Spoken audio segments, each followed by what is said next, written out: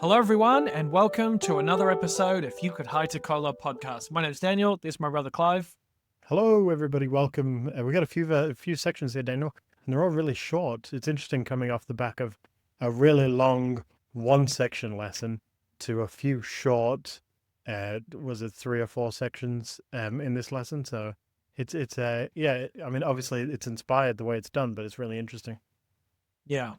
Clive, I've got the quote to kick us off with. So we are doing section 94, 95, 96, and 97. But I do have the quote, which is from one of our favorite books. I think we've both got a copy of this, How to Pray and Stay Awake by Max B. Skousen.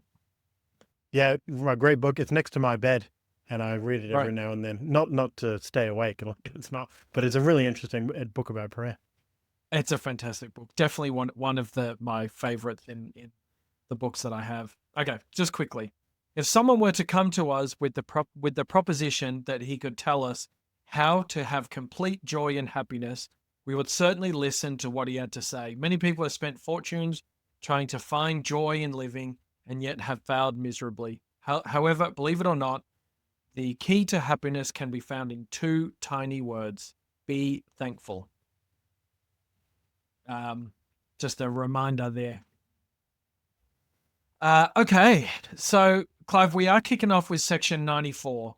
Couple of interesting things. 94 is recorded in August. 95 and 96 are recorded earlier in June. But I think just with what the sections are about is why there's that change has been made. But yes, so section 94 is in August, and then 95 was a couple of months prior in June. But everything we're going to talk about today was all revelations received in Kirtland, and they're all about Kirtland, of course, except for the last section 97, which is about building a temple, about building in Zion. Yeah, I got a bit to start off here. So I really like the first verse of section 94, and I'm going to go back into something we missed last week. So it starts off with, "And again, verily I say unto you, my friends, a commandment I give unto you, that ye shall commence a work of laying out the preparation at the beginning." The important part there that I want to specify is that the Lord says, "my friends." And it's interesting that he says, "my friends," because it's always, my son, or, my servants or whatever it is. And it's interesting the wording that he said is "my friends." And this goes back to last week's section that we were studying, section 93, and it's verse 45, and he explains here why he says "my friends." He says, "Verily I say unto you, my servant Joseph Smith Jr., or in other words, I will call you my friends, for ye are my friends, and ye shall have an inheritance with me." Because last week we were talking about how we can be like God, and we can be, follow the path. Jesus Christ will be like God, and we will be like him too. And so, it's like we're always so used to "my son," or, those sort of things. And, it feels nice, but because you're so used to it, it's sort of easy to glaze over. But then when it starts to become "my friends," it's almost like a different level of personal. Like, it's not, um, you know, even though we should always see God as this greater being than us, like when we see this "my friend" sort of thing, it sort of pulls it in a bit to more of a personal way to see it, like a friendly thing to see it. And I remember seeing this thing just this week, actually. I think it was Elder Holland. He was talking about it doesn't matter how far you think you've gone down the wrong path, how much you knew before, and so how much you feel like you can't repent. It doesn't matter. None of that matters because the Lord loves us. And when I see friends, I think the Lord sees us. It's almost like he's gone, "You're my sons.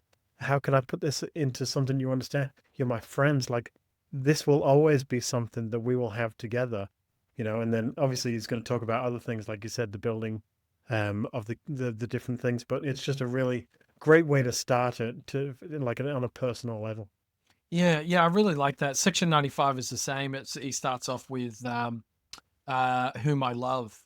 So yeah, I do like that. And I think as well, like it's appealing to people on a personal side because they are going through a lot. Like this is a seriously challenging time. Um, so it's not as the Lord is more coming across that I'm on your side. I'm doing this with you. I just need you guys to be pawns in my hands. I need you to complete this great work.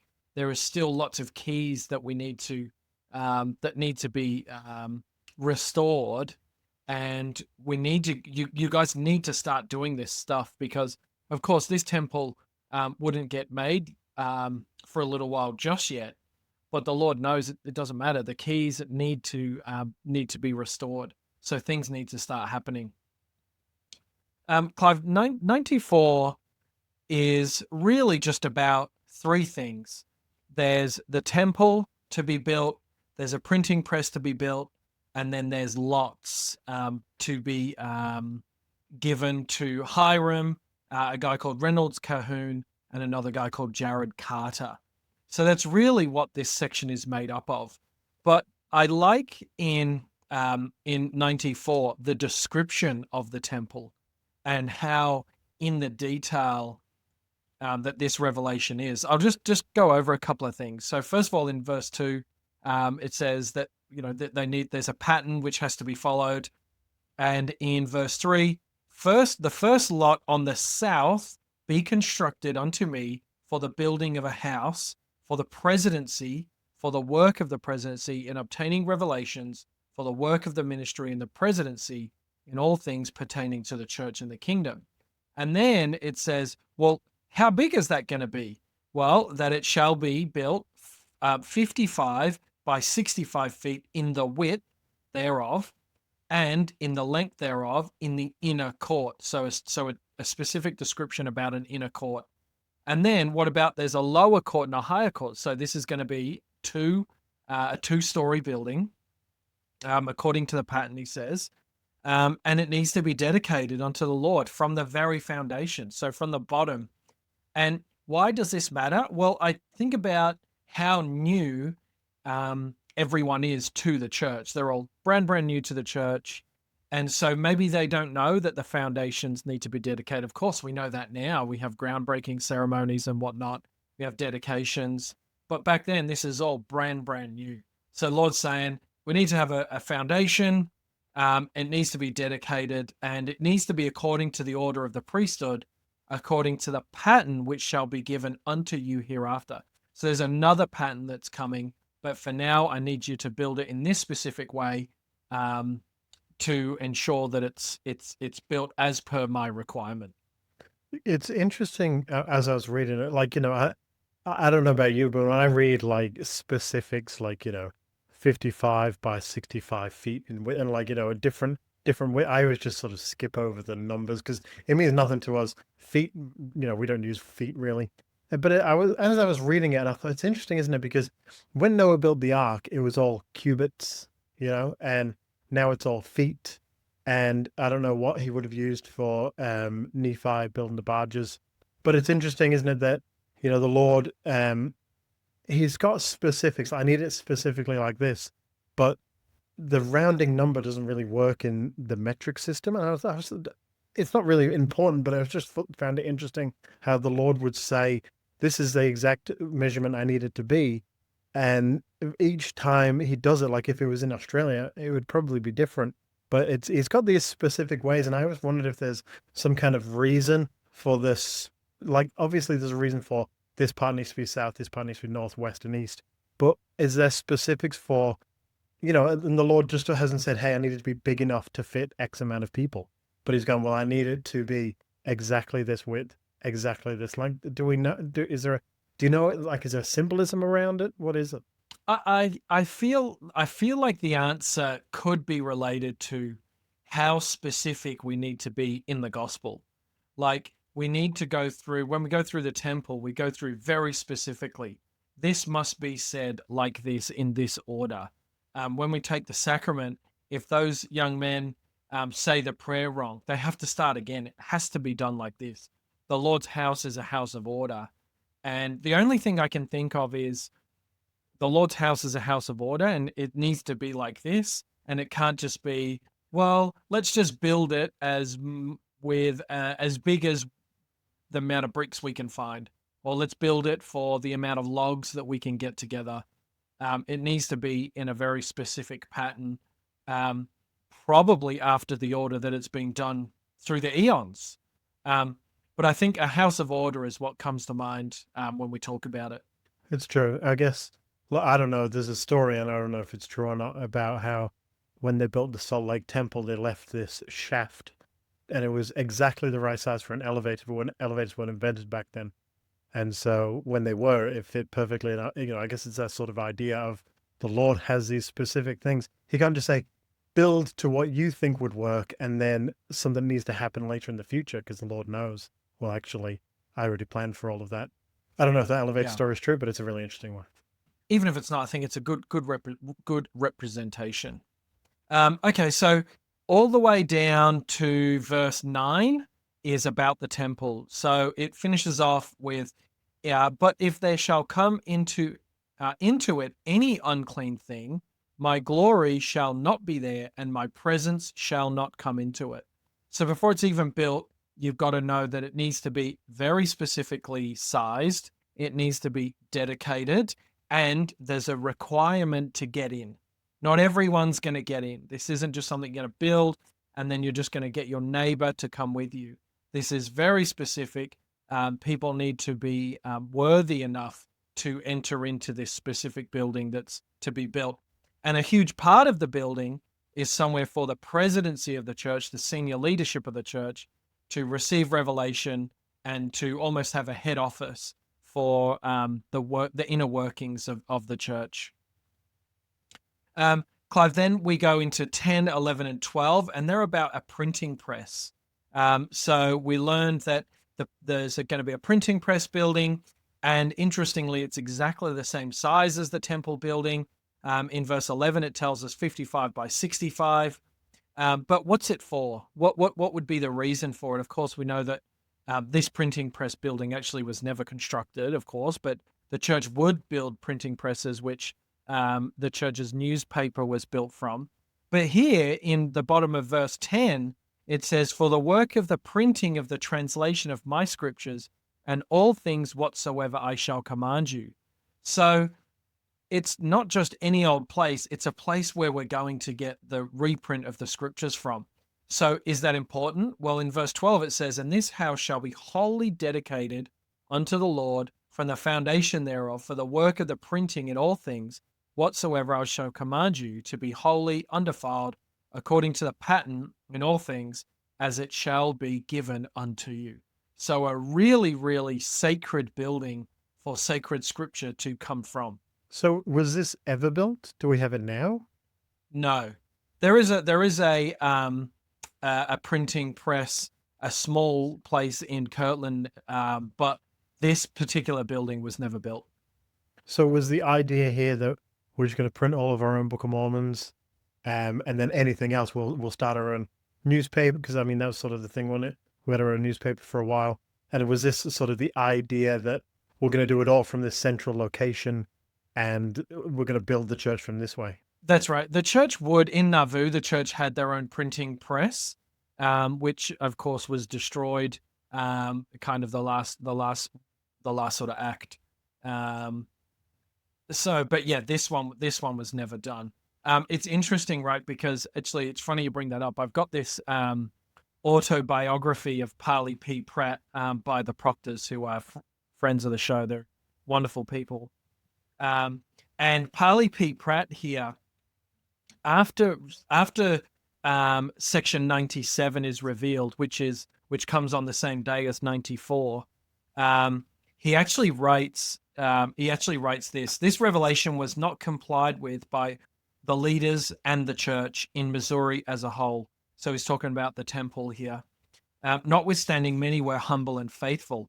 Therefore, the threatened judgment was poured out to the uttermost, as the history of the 5 following years will show.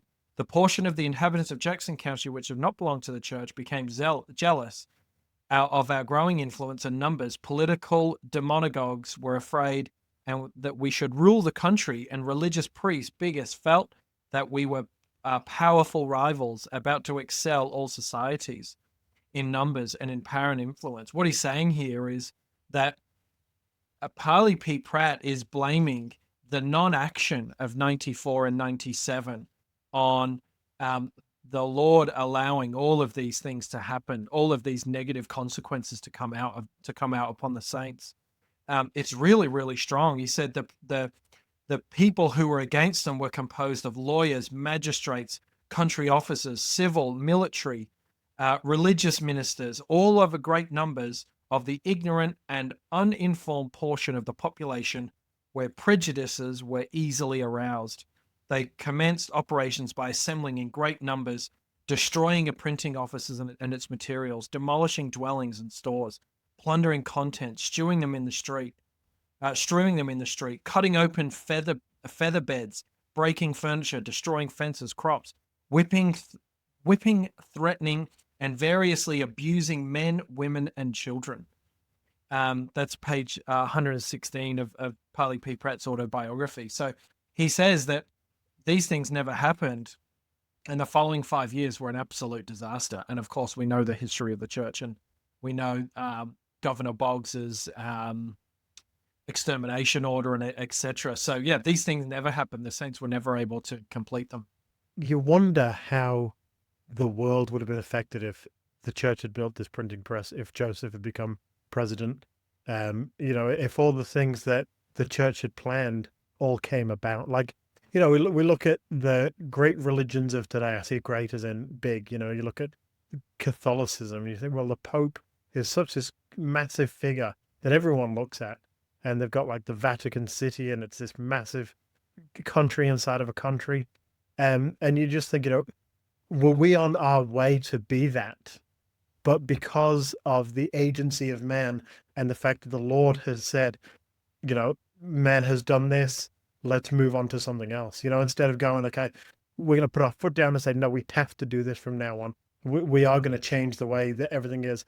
We are going to force people into believing what we believe. You want to change our religion slightly, well, then you kick out, like anything like that. Like, if we didn't give them the agency and we really put our foot down and said, this is what we're going to do, we might have been at that level now. And I think that was always the plan. But because, obviously the law of agency that everyone has, they've exercised that, and, things are the way they are now. But, you just wonder that seriously, that must have been the plan of the Lord all along, for the Latter-day Saints to be the main hub of the religion around the world, like the big one in the middle, and everything else was sort of an offshoot. I think the Lord gives people the opportunities to serve, and everyone can get an opportunity, and it's your choice what you do with that opportunity. I think the Lord knew that the temple, specifically in this case in Missouri, was not going to be, the Zion was not going to be built, but the opportunity still needed to be given, I think. And particularly there were still keys that needed to be restored. And so the Lord is almost trying to hasten the work to bring the keys, perhaps specifically within Joseph Smith's life, so the church could then go to Salt Lake, and the keys, the modern church was completely restored. And so they could go on and have their freedom elsewhere. But I would strongly suggest that in Joseph Smith's time, there was not the opportunity to go west and to establish Utah, and that had to be done by future generations. The point of the prophet Joseph was to try and restore these keys and bring everything back to how it was going to be. Would these people have built the temple? Well, I think the Lord knew that they wouldn't have, but still needed to give them the opportunity. Yeah, that's right. Like, the Lord doesn't go, okay, I know you're not going to do this, I'm not going to bother asking. He still says this needs to be done, and if they don't do it, he's always known the plan. That's like, you look their at choice. Yeah, you look at the Nephi, first Nephi, the book of Nephi, and it talks about how, he felt like he needed to write the stuff that was in the book of Lehi, even though, it was already written, and obviously the Lord knew what was going to happen. So, but he does talk about chastening them because of the things that they didn't do in the next couple of sections. Well, let's wrap up section 94. So we already talked about the lots with Hiram, Reynolds Cahoon, and Jared Carter. So basically the idea here is that on this lot that they have, Hiram, Reynolds, and Jared, they are the head of the committee. and they need to be on hand for the building of these buildings. So they need to be established and living basically right next door toward them. Their lots would never be established either, but that's the general principle here. They should be on hand to be able to build these buildings or supervise the building of these buildings at all times of the day, and that's the idea of having them at the same place. So then, the strange part though is at the end, Clive, in verse 16. These two houses are not to be built until I give you a commandment concerning them. So it's kind of like, don't build them. I'm going to tell you at a later date when they need to be built. And now I give unto you no more at this time. So then we get section 97 chronologically, but of course we'll go into, because section 97 then is it's about Zion. So this is pertaining to Kirtland. And now we're going to talk. Now, then the next revelation is not about Kirtland, but we'll go into 94 and we'll keep it in order as per the Doctrine and Covenants. So the Lord says, verily thus saith the Lord unto whom I love. So straight away, I love you. And whom I love I also chasten, that their sins may be forgiven. For with the chastisement I prepare a way for their deliverance in all things out of temptation, and I have loved you. So now he's going to chastise the people, but he just wants to preface, I only chastise because I love you. Well, he's basically saying, I want you to be with me, so I need you to understand what you've done wrong. So it's not like he's saying, you need to fix yourself, you need to repent because I need this glory. He's gone, I love you and I want you to be with me. That's why I'm chastising you. And it reminds me of a show we both know. I won't name the show, but there's a show where there's these two actors and one of them keeps getting yelled at to be better. Like he keeps getting notes of do this better. And the other person doesn't get any notes. The person doesn't get any notes says, why you keep yelling at him? It's not very nice. And he says, well, I know he can do better. You can't do better, but he can be the best actor ever. And that's how I see the Lord chastening us. When the Lord chastens us, I know you can be better. That's why I'm doing this. Don't worry about anyone else. I'm focusing on you because I know you can be better. And that's how I feel like the next section is sort of leading into. The saints can be better. I know you can be better. That's why I'm chastening you. Well, if that, Clive, if what you were just talking about is from the show I'm thinking, I'm very happy you've been able to sneak a reference of that great show into our podcast. Yeah, I totally agree with you. The idea to build a temple came up the idea to build a temple, we learnt about in section 88. So it was some time before this, and the saints have done nothing about it. So there's a chastisement that comes. The Lord just needs the keys restored. He just needs everything to be restored as it once was in the ancient times. And so he's saying, I value you. I know what you're about, but I just need you to do this work that I'm instructing you.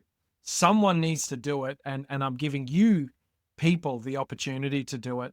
Clive, verse 3, for ye have sinned against me a very grievous sin. The sin is not building the temple, not commencing building, in that ye have not considered the great commandments in all things that I have given unto you concerning the building of mine house, for the preparation wherewith. What's the preparation? I designed to prepare mine apostles to prune my vineyard for the last time, that I might bring to pass my strange act, that I might pour out my spirit upon all flesh. So saying, what I've asked you to do is no small feat. It is a big deal, but the reason for it is an even bigger deal. I need the senior leaders of this church to be pruning the vineyard. I need them to be out digging at the vineyard, growing it, growing the church, growing the membership. They need a spiritual place where you will go and take out your covenants, and the leaders of the church will receive revelation. There's interesting wording that he uses. He said that this strange work, is it strange work, strange act? Yeah, strange act. Strange act. I may bring past my strange act. So I was looking at the reference for that to understand what that meant. And it took me to Isaiah 28:21, and it says this, for the Lord shall rise up as in up as in Mount Perazim. He shall be wroth as in the valley of Gibeon, that he may do his work, his strange work, and bring to pass his act, his strange act. And I probably got stuck down a bit of a rabbit hole trying to work out why the Lord used the wording strange act, strange ways. And so I was looking up different Bible references, and the one that I found most intriguing was in the New World Translation of the Bible. And I just want to read the New World Translation of what it says. It says, that he may do his deed is strange, that he may do his work is unusual.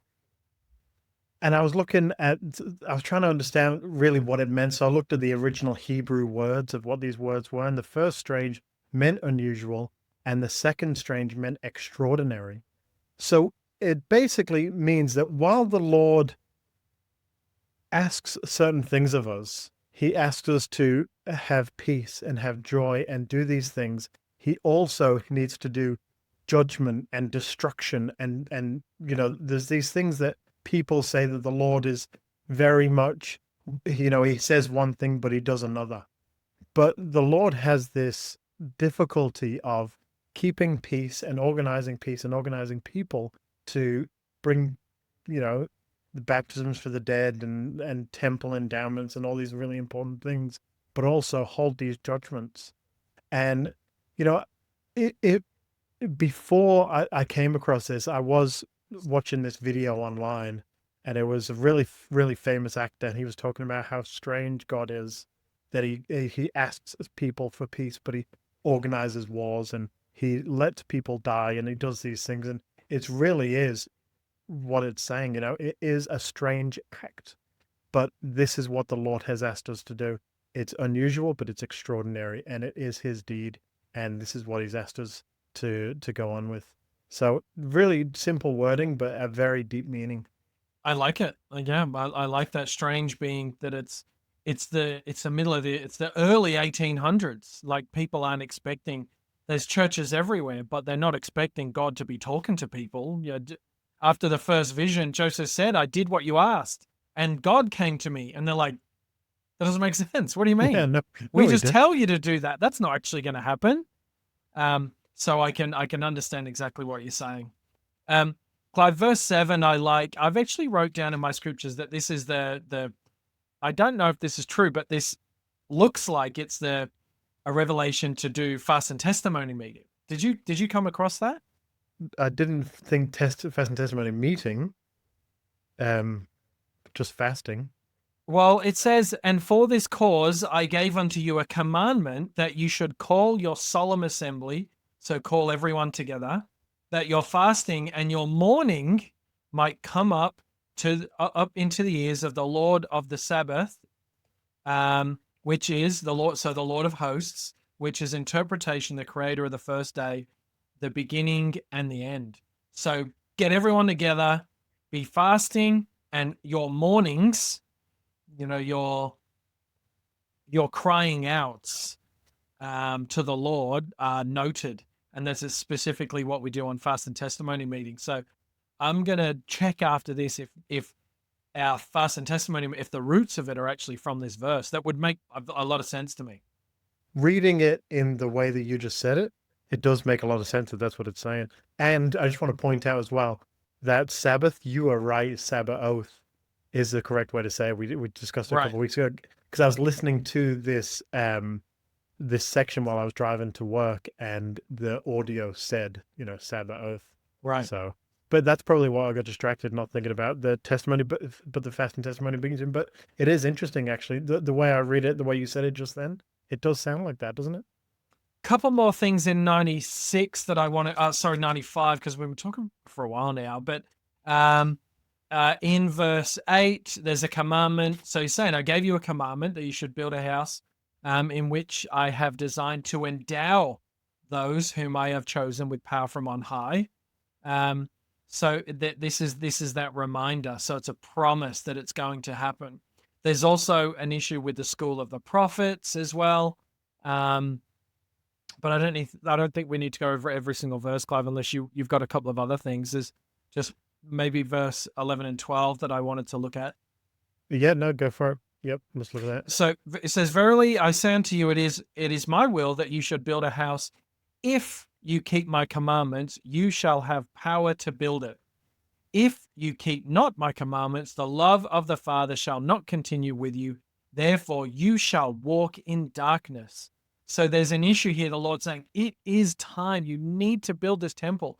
You can't be stuffing around anymore. You've got to get it done. There's a significant consequence. And as I read from Parley P. Pratt's autobiography, he says that consequence was followed through because, of course, different things that were asked never got completed. Yeah, I was just when I was reading that 11 and 12, as you were just talking before, when I was reading it to study for this episode, it reminded me so much of the Nephites. Like the Nephites are the blessed people. You are the blessed people, but you must keep the commandments to continue to be blessed. For the Lamanites, it was, you will be blessed anyway because you don't know enough. So that's what sort of when I was looking at here.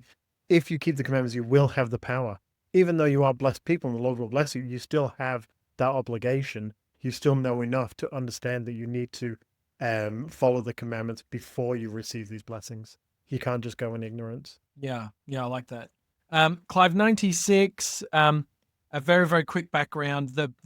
The land that they bought in Kirtland was from a guy called a last name French.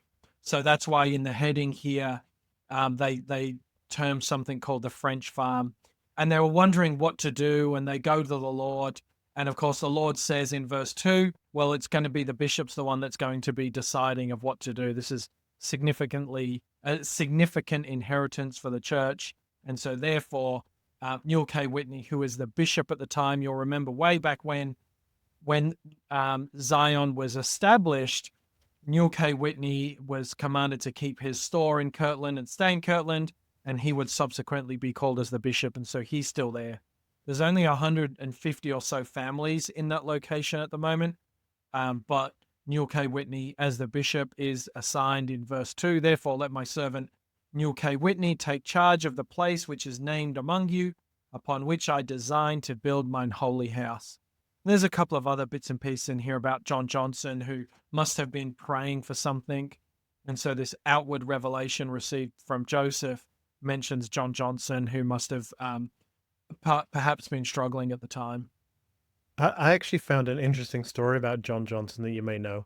So during the time that Joseph Smith was tarred and feathered, John Johnson saw what was happening and came out to try and help. And his son Luke mistook him for one of the mob and knocked him down and broke his collarbone. So after the mob had all dissipated and Joseph had gone inside, obviously in lots of pain, John Johnson came into his house and Joseph saw that he had this broken collarbone, and he laid his hands on his head and commanded him to be healed. And immediately he was healed. Like Joseph had just been beaten by this mob, and that's what he decided to do. Wow. Yeah. John Johnson was a very special person. I mean, the Johnson farm was where Joseph was translating the Bible, and John Johnson's sons, he had two of his sons would later go on to be apostles of the church. So a very, very big part of the restoration. Unfortunately, they would leave the church in like 38 or 39, but they were certainly big parts of the church in this era and for the next sort of 4 or 5 years. Clive, the only thing that I thought I might mention about 97 is a favorite of mine, which is Parley P. Pratt. I've referred to his autobiography a bunch of times, this year. And it says in verse 3, "Behold, I say unto you concerning the school in Zion, I the Lord am well pleased that there should be a school in Zion, and also with my servant Parley P. Pratt, for he abideth in." Parley P. Pratt was found when Oliver Cowdery and Co. originally went west, years before this. They find Parley P. Pratt, and he says that he stayed up. Eating and drinking was a burden, and he read the scriptures. He read the Book of Mormon in 3 days. And he goes on to be a wonderful servant for the prophet Joseph Smith. He would be his death. His death contributed to the Mount Meadow massacre. in that that's a very different story, but that happened later on. But Parley P. Pratt was a wonderful, wonderful friend to the prophet Joseph and really stuck by him. And in this case, he is identified to lead the school of the prophets.